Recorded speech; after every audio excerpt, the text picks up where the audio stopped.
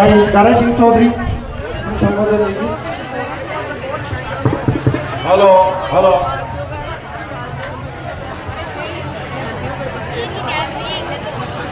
Hello, Ram Ram sir.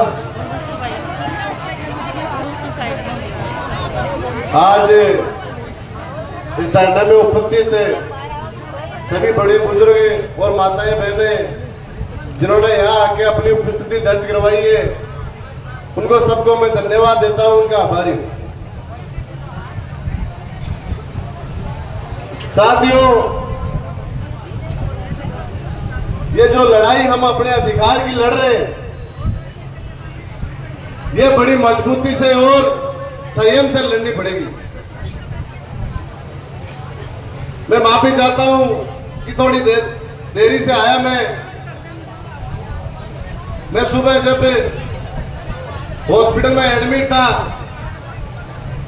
Doctor साहब ने discharge करने से मना कर दिया कि एक बार 2 बजे रिपोर्ट लगेगी। मैंने कहा भाई साहब, मुझे अभी तो जाना पड़ेगा। मेरे अपने परिवार के लोग, मेरे अपनी माताएं बहनें रोड पे बैठी है, सड़क पे बैठी है। मैं वो दुख दर्द सब कुछ समझ रहा हूं, मैं वो सहन नहीं कर सकता। हम किसान के बेटे हैं, बड़ी समस्याओं से, बड़ी कठिनाइयों से लड़ते आए आज तक। हम घबराकर और डरकर पीछे नहीं हटेंगे। ये जो दुख आज हम समझ रहे हैं, ये दुख वही समझ पाता है जिसके ऊपर बीतती है। आज जो माता की बहनों में जो आंखों में जो आक्रोश दिख रहा है, जैसे कि अभी माता जी बोल रहे थे, वो गाली गलौज नहीं कर रहे, उनका दुख है, उनकी पीड़ा है। ये बद्दुआ है आपके लोगों के लिए। आपको शर्म आनी चाहिए। इतने लोग, किसान अंधाता रोड पे बैठा है। ये दुर्भाग्य है हमारे प्रदेश का, एक अंधाता को रोड पे बैठना पड़ रहा है।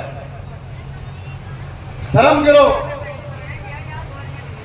ये कलयुग के देवता है। अगर आप थाने में बैठ के खाना खा रहे हो तो वो रोटी हमारे खेत से गई है। ये सब जितने भी बेटे हैं, सब किसान के बेटे हैं, सब किसान हैं।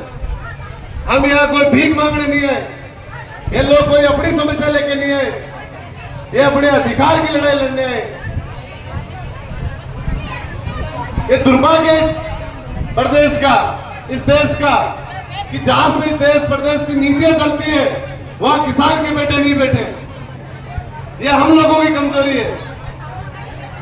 जब भी चुनाव आए, हर किसी के पीछे हो गए, चलो भाई चलो भाई, सोचो समझो परखो फिर वोट दो। जब तक स्वर्गीय राजेश जी पायलट साहब ने एक बात कही थी कि देश की जो नीतियां बनती है, उन कुर्सियों पे जब तक किसान, मजदूर, गरीब का बेटा नहीं बैठेगा, आपकी समस्या कोई नहीं सुन पाएगा, देश प्रगति नहीं करेगा। ये समझने की बात है। हर किसी के पीछे हो जाते हो, भावुक हो जाते हो। थोड़ी कौम है भाई, कहां से बचती है बेचारी। आके बैठ गए, चाय पानी मिलनी, राम राम हो गया, चलो भाई ले रहो, पीछे हो गई। ऐसे नहीं चलता। आज हमारा दुर्भाग्य, हम सब रोड पे बैठे हैं, हमें कोई पूछने के लिए चाहे समय कितना भी लग जाए, मुझे न्याय की लड़ाई में कभी व्यवधान पैदा करने वाले व्यक्ति कभी भी नहीं मिले। लेकिन इतना जरूर कहना चाहूंगा बंधुओं, यदि ऐसे ही बैठे रहेंगे याचक के रूप में, एक कटोरा लेके व्यक्ति बैठता, सामने कोई आने वाला व्यक्ति मेरे इस कटोरे में कुछ डालेगा, इस इंतजार में भी नहीं बैठना चाहिए। हमें लोगों को, हम लोगों को सोचना पड़ेगा और इस बात का पता और चिंतन करना पड़ेगा कि हमारे बीच और इस थाने के जो 30 मीटर की दूरी है, इसके बीच में ऐसी कौन सी शक्ति है जो इस धरने को समाप्त नहीं होने दे रही, इस बहन को न्याय नहीं मिलने दे रही। वो ऐसी कौन सी शक्ति है? उस शक्ति आगे बढ़ते बढ़ते आपके डीडवाना, जहां आपका पुलिस मुख्यालय है, जहां आपका जिला कलेक्टर का मुख्यालय है, और राजस्थान की विधानसभा में अभी विधानसभा चल रही है, वहां तक आपकी आवाज जानी चाहिए। वैसे तो हमारे ये मीडिया के तमाम साथी आपकी आवाज को राजस्थान में नहीं पूरे हिंदुस्तान तक और विदेश तक आपकी आवाज को आगे बढ़ा रहे हैं। मैं फिर एक बार आपसे नारा दिलवाना चाहूंगा, बहन संगीता को न्याय दो। बहुत बहुत धन्यवाद। जय हिंद। सब भाइयों को राम राम, मातृशक्ति को मेरा प्रणाम। आज लगातार तीसरे दिन चितावा थाने के सामने हम लोग मानने को तो हम कैसे भी मान सकते हैं, लेकिन बेबस तरीके से यहाँ बैठे हैं और प्रशासन के हमें जोकर नहीं रह रही है। अब तक हजारों की संख्या में लोग इस थाने के सामने इस स्टेट हाईवे रोड को रोककर बैठे हैं, फिर भी यहाँ का प्रशासन सोया हुआ अब तक। अगर समिति अगर आज कोई डिसीजन लेती है तो हम समिति के साथ हैं। प्रशासन की ईंट से ईंट बजाने के लिए अग्रिम पंक्ति के अंदर हम लोग खड़े मिलेंगे। आप लोगों को विश्वास दिलाना चाहते हैं, आप मजबूती से इस लड़ाई को आगे बढ़ाओ, क्योंकि भारत माता की, बोलो तेजाजी महाराज की।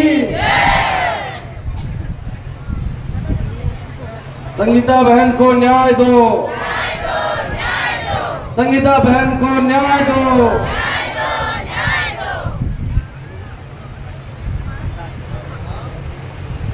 देखो भाई लोरा जी, एक बात तो हमारे दिनेश जी ने जो बात कही, ये समय की मांग भी है।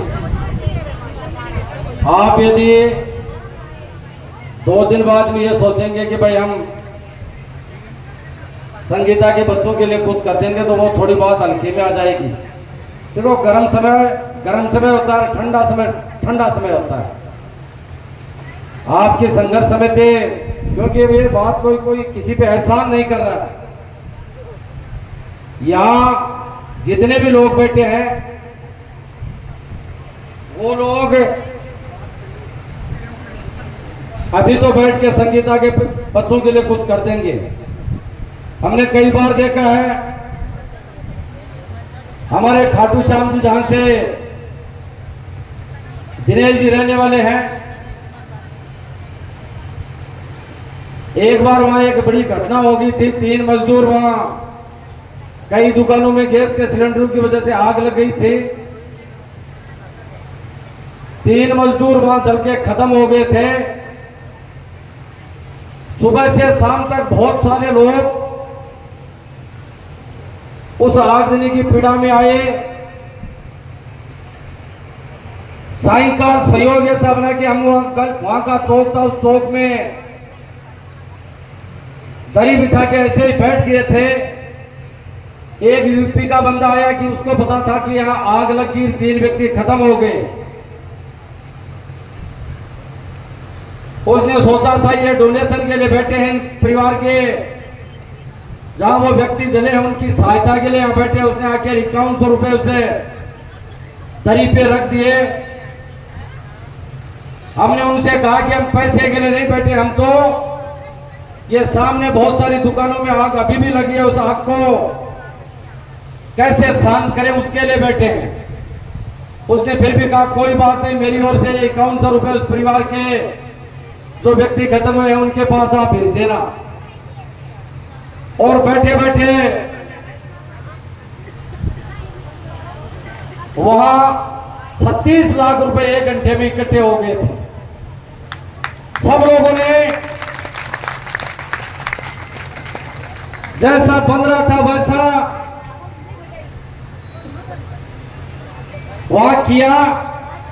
और फिर बाद में जाके तमाम लोगों ने उनके परिवार के पास तीनों के डिवाइडेशन करके वो रुपए पैसे उनको दे दिए। वो व्यक्ति तो हम नहीं लौटा सकते, लेकिन उस परिवार